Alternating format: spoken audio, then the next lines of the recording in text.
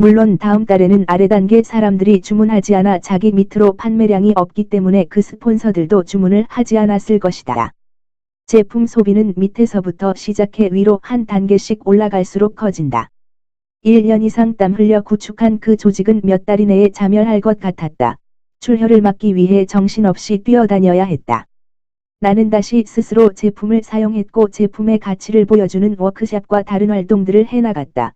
제품은 중요하다. 그리고 회사를 위한 강력한 기폭제다. 자, 이제 제품에 대한 문제는 모두 해결한 셈이다. 이제 자신에게 맞는 회사를 선택할 때 중요한 다른 요인들은 무엇일까? 바로 스폰서 업라인과 함께 시작하는 것이다. 다른 비즈니스의 파트너를 선택하는 것처럼 그들을 선택하라. 그들은 당신의 코치가 되고 지지대가 되어줄 것이고, 향후 2년에서 4년 동안 그들과 함께 많은 시간을 보낼 것이다. 그리고 이후 30년 혹은 40년 동안 그들과 함께 크루즈 여행을 하거나 전 세계 휴양지에서 휴가를 보내게 될 것이다. 도덕적인 사람들은 자신에게 처음 제품을 판 사람이나 그 회사 이름을 처음 언급한 사람 밑으로 어쩔 수 없이 등록해야 한다는 믿음이 강하다. 하지만 이것은 마치 처음 보는 빈 건물에 그곳이 시골 외딴 곳이어도 가맹점을 열어야 한다는 의무감을 가지는 것과 같다. 이것은 꼼꼼하게 알아보고 현명하게 결정해야 하는 매우 중요한 사업이다. 스폰서는 당신이 좋아하고 믿을만하고 함께 일하기 즐거운 사람이어야 한다. 갑부나 업계의 거물을 스폰서로 두어야 한다는 생각은 금물이다.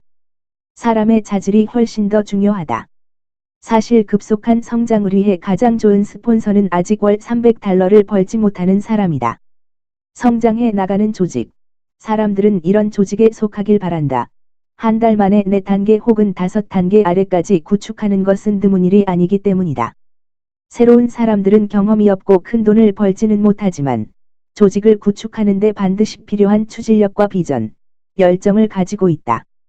그러나 일반적으로 사람들은 조직에서 어느 정도 경험을 갖춘 윗사람을 좋아한다. 자신이 하고자 하는 분야에서 이미 성공적으로 무언가를 이룬 사람으론 한다.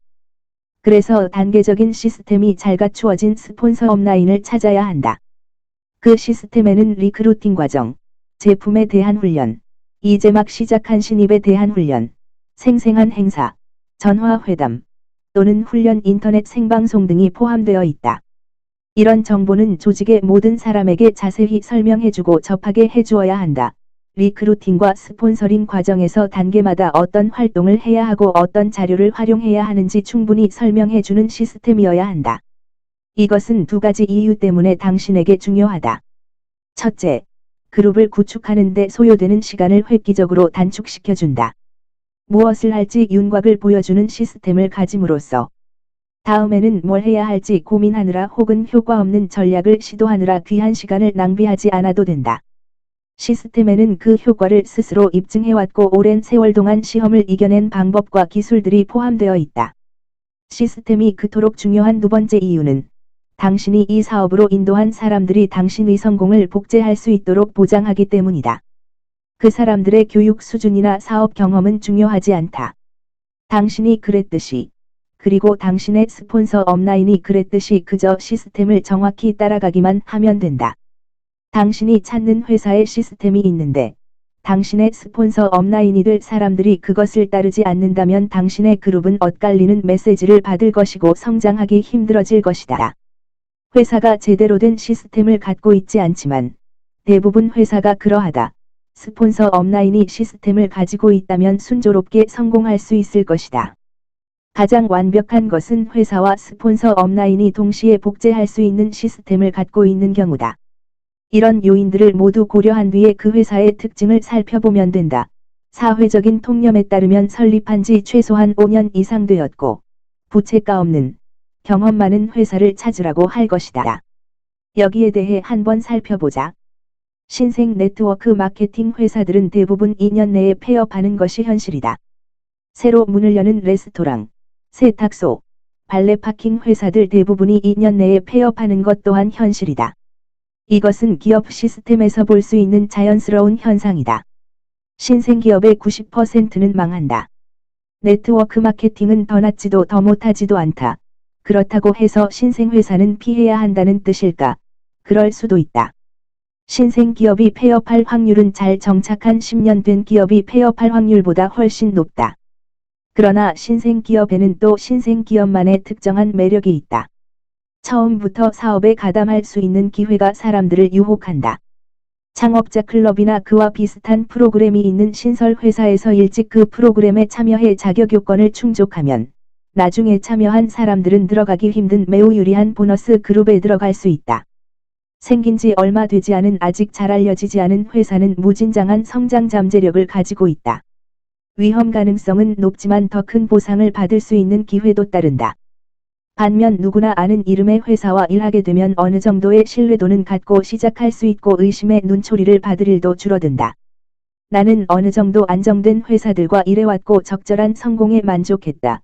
두 개의 신생회사와 출범 때부터 함께 일했었는데 결코 쉽지만은 않다는 것을 배웠다.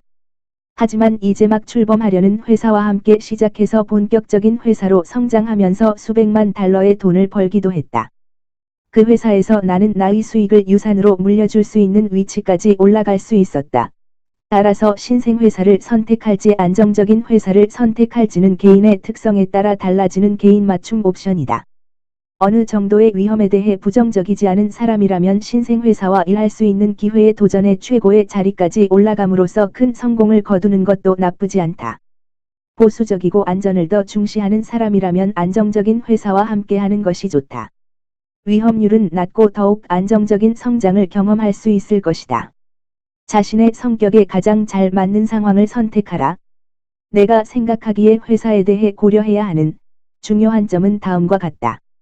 경영진의 깊이. 간부진이 5명으로 구성된 회사라면 사업자들에게 의미 있는 형태의 지원을 해주기가 매우 어려울 것이다.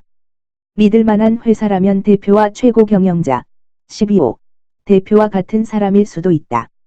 최고 재무 책임자, 최고 운영 책임자, 물류센터 관리자, 데이터 처리 책임자, 고객 서비스 관리자, 마케팅 담당 임원 또는 관리자가 있어야 한다. 이 자리들은 새로운 신생기업일지라도 보조하는 사람이나 아래 직원들을 필요로 한다. 회사를 처음 설립했을 때는 이들이 할 일이 그리 많지 않을 수도 있다. 하지만 비즈니스에서 가장 중요한 것은 필요성을 느끼기 전에 미리 필요한 인적 자원을 확보할 것이다.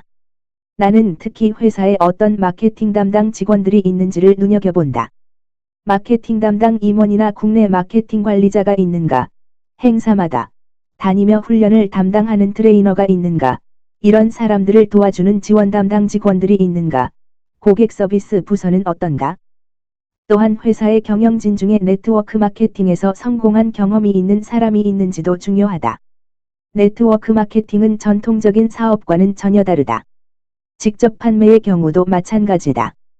경영진이 네트워크 마케팅의 독특한 특성을 이해하지 못한다면 회사를 이끌어 나가기 힘들다.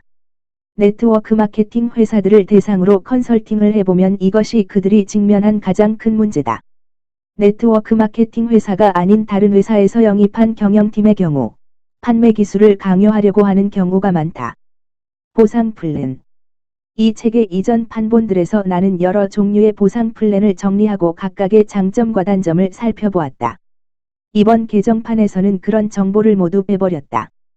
그 이유는 첫째, 보통 의사업자나 프로스펙트가 이해하기에는 정보가 너무 복잡하다.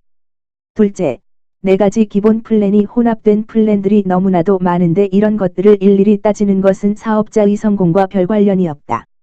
그보다는 자신이 검토하는 플랜이 가져오는 결과에 집중하는 편이 낫다. 사람들은 보상 플랜이 다음과 같은 것들을 해주기를 원한다. 새로운 사업자가 빨리 창업 자금을 벌 수 있게 해준다. 사람들이 경험을 쌓고 자신의 능력을 개발하는 동안 받쳐줄 과도기적 소득을 제공한다. 소극적 소득. 돈을 벌기 위해 일하지 않아도 돈이 나를 위해 일해서 만들어주는 소득, 금융소득이나 수익 부동산 등이 해당된다. 을 창출할 수 있는 기반을 제공한다. 대회, 여행, 보너스, 자동차와 같은 흥미로운 혜택들을 제공한다. 최고 수익을 올리는 사람들이 이탈하지 않도록 보상한다. 가장 중요한 것은 적절한 행동을 실행하도록 보상하는 것이다. 위와 같이 하는 이유는 다음과 같다. 오늘날 사람들은 빈털털이다. 가계의 저축예금은 사상 최저인 반면 부채는 사상 최고치를 기록하고 있다. 톡톡TV를 보시고 아직 구독자가 아니시라면 구독과 좋아요를 눌러주세요. 다음 방송은 더 좋은 내용으로 찾아뵙겠습니다. 궁금하고 모두의 발전을 위해 꼭 다루었으면 하는 내용이 있으면 댓글이나 연락 주시면 최선을 다해 올려드리도록 노력하겠습니다. 건승하시길 바라며 안녕히 계세요.